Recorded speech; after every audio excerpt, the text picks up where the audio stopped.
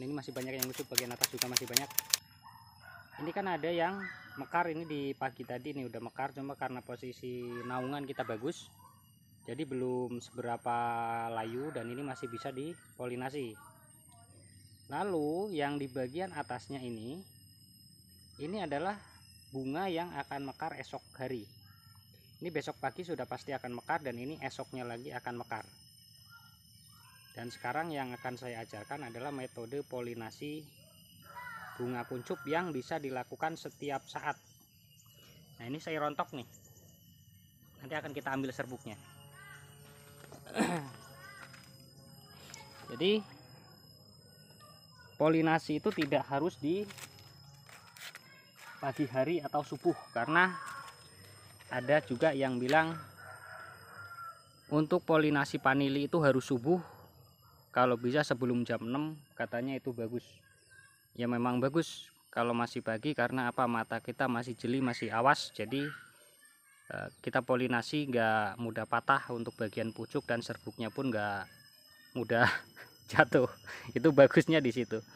Cuma kalau sekarang polinasi tidak harus di pagi hari, itu kan untuk petani-petani zaman dahulu tuh, karena belum tahu metode-metode untuk polinasi di bunga yang kuncup.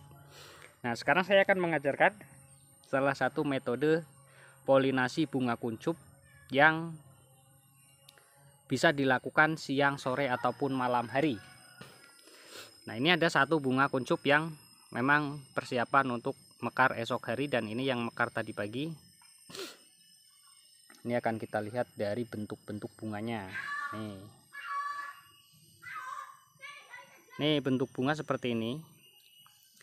Kita rontok aja ya. Nih. Kalau terlalu dekat blur ya. Nih bentuknya. Tuh.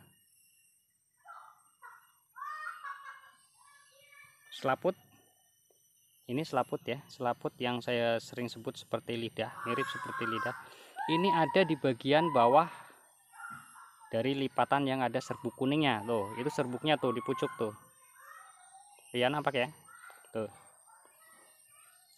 Dan tempat serbuk yang seharusnya tuh ada di bawah lipatan selaput ini. Nih, selaputnya ada di bawah. Harusnya serbuk ini masuk ke dalam di bawah lipatan ini. Ini baru jadi akan penyerbukan, atau jika jatuh ke dalam sini, ini namanya penyerbukan dengan cara alami, kalau bisa masuk dengan sendirinya ke dalam lipatan atau di bawah dari selaput yang berbentuk seperti lidah. Kenapa polinasi harus dilakukan secara manual? Karena serbuk yang ada di atas itu tertutup dari selaput yang ada di bagian bawah dan tidak masuk ke dalam tempat semestinya dia berada, yaitu di dalam dari selaput atau yang bentuknya mirip seperti lidah ini.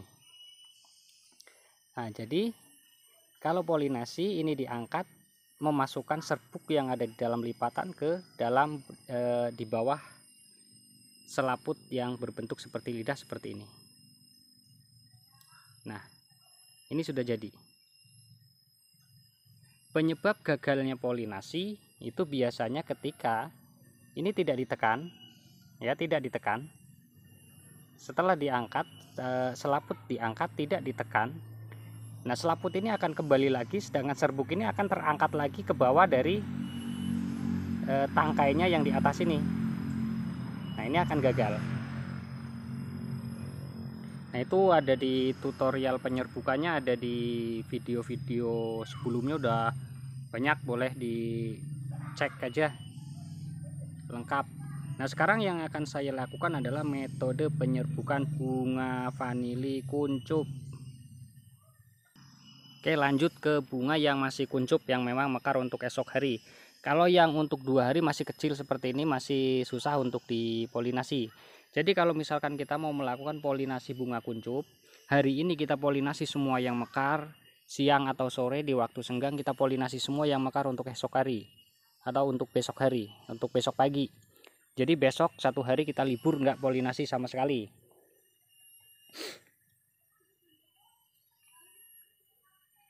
Ini cukup kita buka, tapi hati-hati ngebukanya jangan sampai patah tuh di bagian dalamnya, nanti patah lagi, bisa gagal juga, nggak bisa dipolinasi. Nah ini bentuknya seperti ini.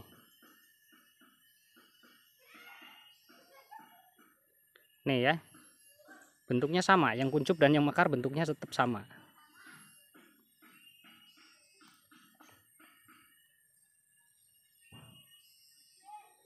Ini harus pelan-pelan, karena ini masih apa sih, getas ya, getas mudah patah tuh, getas kan ya.